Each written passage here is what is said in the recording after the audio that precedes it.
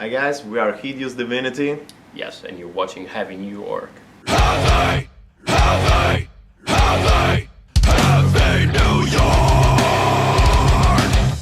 What is up, everybody? It is Alex from Heavy New York. We are back at Warsaw Concerts in Brooklyn, and we are here all the way from Rome, Italy. We are here with Hideous Divinity. Thank you guys so much for your time today.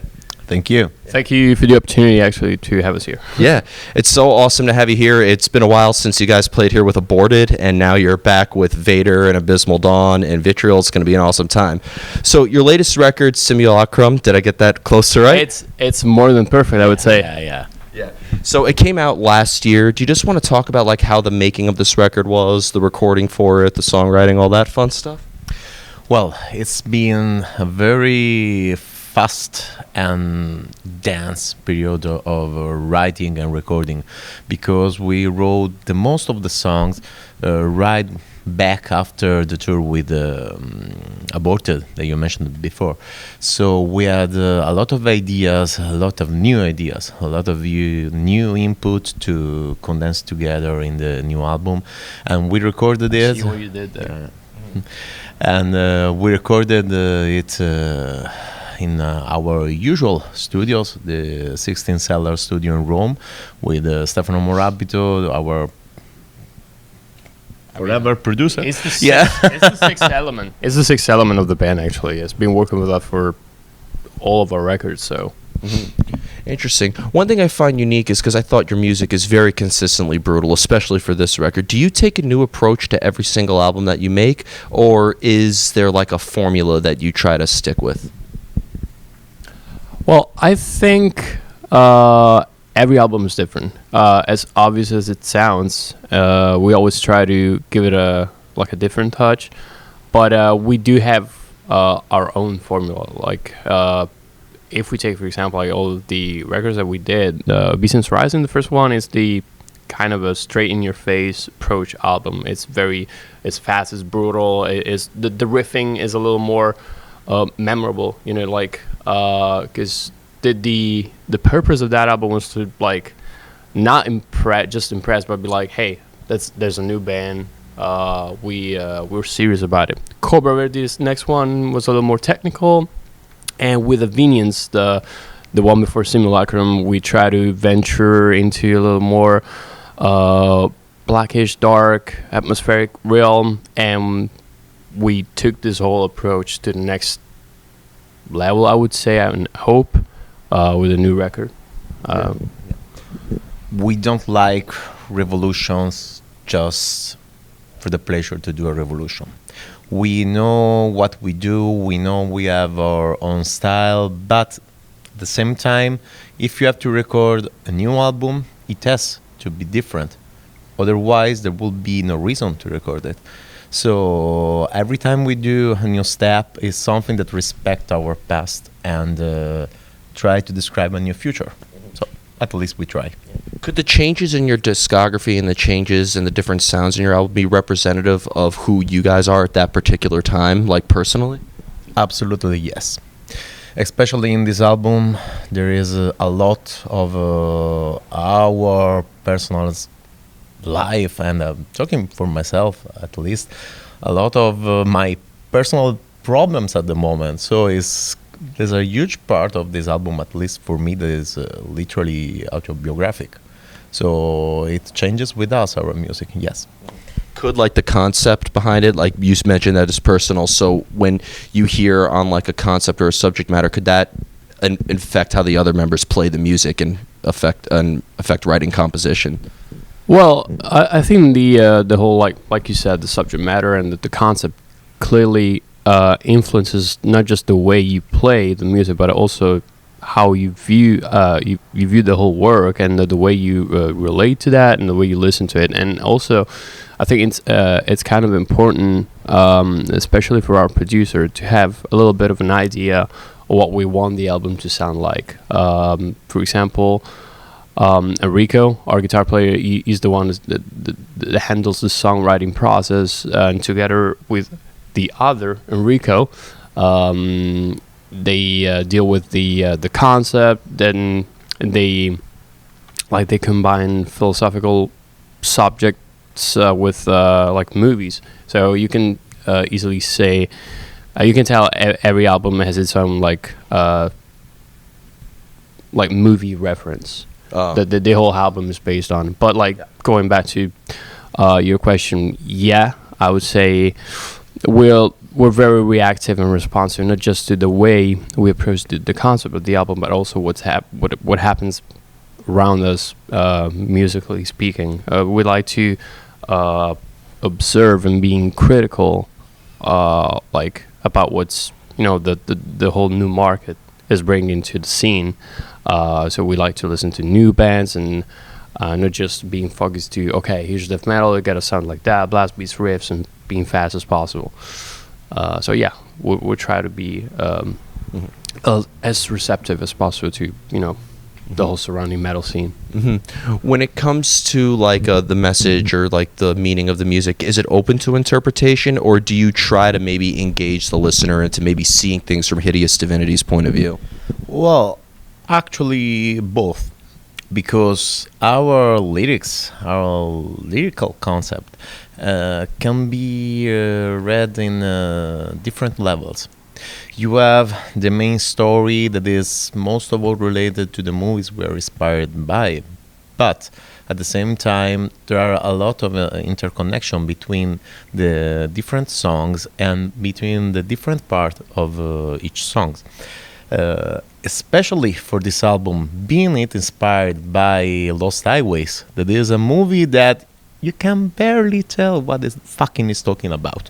It's something very similar with the lyrical concept of these albums, because it is inspired by this movie and by the philosophy of Deleuze about repetition and negation. So the whole concept in Simulacrum that actually means something that represents something else. Wow. Yeah, exactly. Do you think people would have a better understanding of what the album's about if they watched the movie? Like maybe I can only imagine that if you were doing a listening party for this event, the pre-game is for everybody to watch the movie and then you listen to the album. Actually, it would be a great idea, but we didn't. So to be honest, I'm not sure about that, because I mean, being involved in the first person with the both Enrico's discussions about the concept and the theme of the album, like I literally studied like the whole because Enrico presented me the whole thing like almost like an philosophical essay, and so like divided in points and the whole like plot thing and the ideas, and we're like, no, this is very complicated, like, and not only the movie but also an essay by Gilles Deleuze was involved in I think it's one of his graduation thesis actually in philosophy, which is called Difference of Repetition, which is very complicated, and as you can tell by the title, it involves the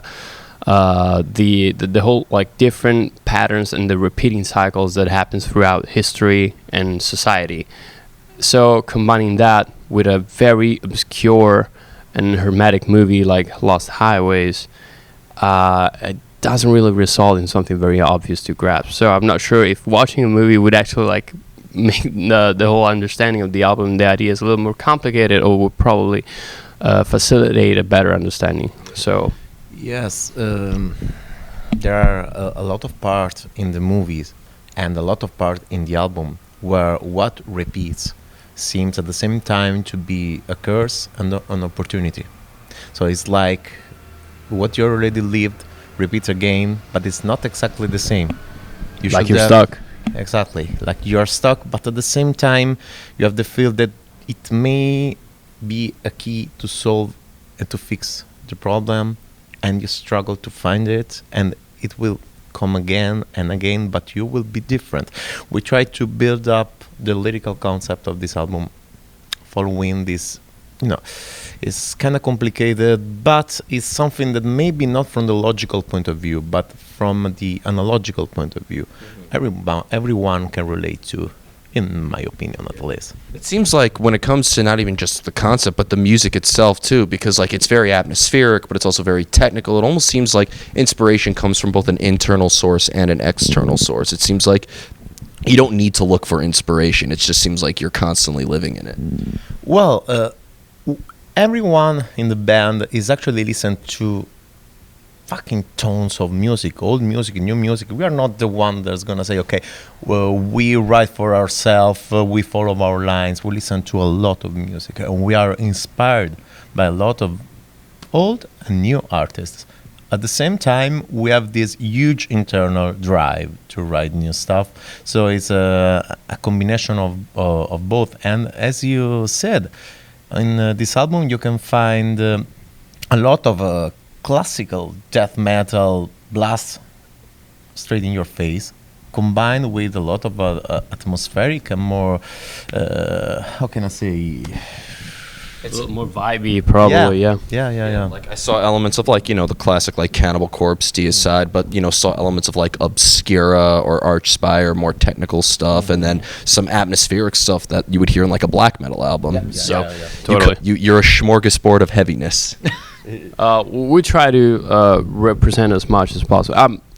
I think in a nutshell, Simulacrum is our own like tribute to extreme metal music. Like the way we see music and the way we interpret it as it changes through time. So we keep in mind like the classics and the new modern bands like you mentioned atmospheric black metal bands. I'm not really an expert, but like Enrico, he is really, like I said, very responsive to the whole underground scene. Also, you can't deny there's so black period. Exactly. I mean, you can deny like there's so many up and coming good bands, and the competition is strong. So you gotta be careful at what's going on around you in a good way. And I think like extreme metal music has never been stronger as it is right now, like 2019, 2020 right now. So yeah, there's so many good bands, and there's only so much you can do, like to try and pay the a just tribute to extreme metal music. So that's how pretty much how we view the album. Yeah. Here comes the most difficult question of the whole interview. So he's gonna answer that. Okay, yeah. Actually, I want you both to answer because I always God damn it. How do you know when a song is done? Fuck. Okay. A song is done when it screams, "I'm done." You know when it's done. As long as you feel that, yeah, it's good, okay, yeah, I like it, there's still something that you have to do on that song. Probably write more, probably cut something. And as soon as the shape is done, as soon as the machine leaves by itself, it screams, "I'm done." And you have nothing more to do. Okay. That was a very articulate answer. You try to top that. I'll go very practical about it. When the deadline is getting very close to the to the album delivery, and now, but kidding aside, like I think potentially a song can never be done, because every time when you listen to the album in retrospective, and the album's been out for like months now, and sometimes it still like goes through your mind, oh, about this riff,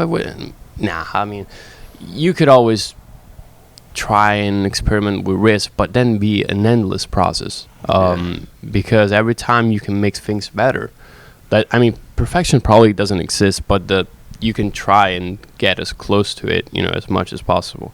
So songs, I think, ideally can be seen as done when you are at peace with them, and you'd be like, okay, we worked on them so much, and the flow is very good. The arrangements sound kind of seamless, and the whole transition part is good, and it gotta feel good. Yeah. You listen to it and you gotta nod to it and be like, okay, I think we did it. Yeah. But then you can always be like, after a year, about the riff, I hate that one. I would completely change it if I could right now. So a song, it just ends when you this side is done. Yeah. Pretty And much. going back to what you said about perfection, one of my favorite lyrics is by the band All That Remains, and they said in their song, "The search for true perfection will lead me endlessly." So, Well, yeah. amen to that, I guess. Yeah. Yep. And I have two more questions for you. When it comes to playing live, when I saw you on the Aborta tour, I'm really looking forward to seeing you tonight. But Thanks so much. every band kind of has a similar answer to this, but playing live, I almost feel like is a completely different art than songwriting. But is there maybe a similar energy that you channel into your live presence as when you're songwriting, or is it a completely separate mind frame altogether? Actually, a lot of time when we write our songs, we are thinking about the live transposition, because it is true, the album and the live set are different situations with different energies and so on. But when we write our song, we always keep in mind that there will be someone else listening to it. And not only listening, there's this live situation in which you actually feed on someone else that is feeding on you. And when we write our song, we always think about the live setting, because it keeps you in mind that you have to think about who is gonna listen to the song, what could be the reaction, and if the reaction you are pushing out of the people are the same that you want them to push out. I don't know if I'm clear with it. So when we write our song, we think both on the album side and the live set. It's not something that that is a surprise for us. Okay, the most of the time, the songs that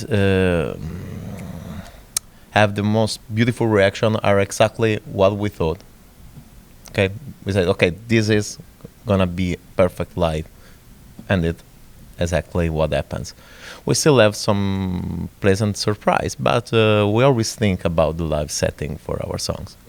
Yeah, Mayhem mentioned that they, with their latest record, they wanted it to be more live friendly. They didn't want to just make a record, even if it sounded great. If they weren't going to be able to play it live, then fuck it, Yeah. It's music. It's down to be live.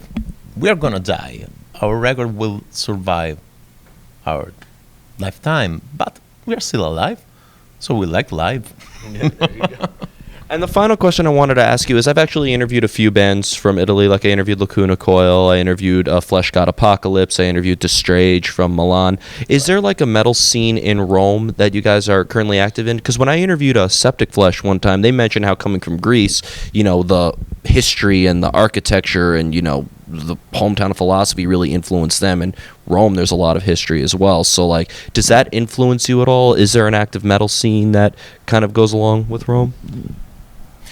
Well, when you live in Rome, you actually grow inside art. You live in a living museum. A lot of us get how lucky we are and start looking his normal environment with always the eyes of a child, full of surprise, full of the beauty that surrounds us. But a lot of people doesn't get how lucky we are living in Rome. So I cannot talk for everyone, but I like to think that we are on the lucky and wise side of Roman people that actually sees the beauty of our city and see all the input that 1,000 years of art and history can give us. And this is something that, of course, it drives you to do something, even if you don't think about it. Yeah, it subconsciously affects you. I would probably say the stress coming from the traffic, like from driving in Rome. Like we usually translate the anger when you're stuck in the traffic light, the red light, and transpose it into music. But jokes aside, I think, like you said, whether you like it or not, I think Rome has an influence over you, even not just as an artist.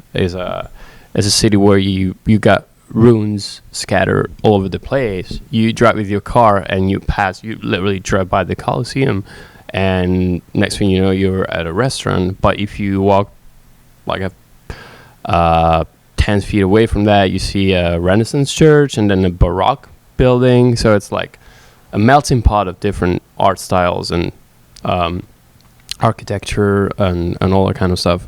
So scene, I would probably say on the more practical side of it, there's a few bands, a few underground bands that I would recommend like keeping an eye on, and these bands are called Bedsore and Hellslave that we just, by the way, played a show with a couple of weeks ago, actually last month, supporting Malevolent Creation, and those two bands are really cool, but there's in Italy in general, there's like you guys said, a fuck ton of bands, so it's really hard to keep up, but there's definitely a scene, at least band wise. But then when it comes to shows, actually, it's kind of hard. You don't really see that many shows happening in Rome. Most of them actually are booked in the northern part of Italy because it makes Milan. it's exactly because it's easier for the bands coming from the mainland, the main Yeah. part of Europe, to just go beyond the Alps and then back to France or Germany or Austria or whatever. Yeah. They want to go, but You have the same curse as Florida does here. Like probably yeah. like- That's why every time we play Florida, like people go nuts. But that it has to be with the way they view and live and feel death metal. We played a show in Orlando like a couple of days ago, and the reaction was mental. Yeah. And last year as well. So yeah, but the States in general is very. It feels very good to be back. Yeah, it's great to have you back. So before we go, I want to thank you guys so much for your time. I really enjoyed this conversation. Is there just anything else with Hideous Divinity that you would like to promote after this tour with Vader? This will be uploaded by midnight, so if it hasn't been announced yet, don't say it here. Well, I'll probably say just keep your eyes peeled over our social media, because we might have something to announce in the next coming days. Awesome. Well, thank you guys so much. Everybody, we are here with Hideous Divinity. This is Alex from Heavy New York. We'll see you next time.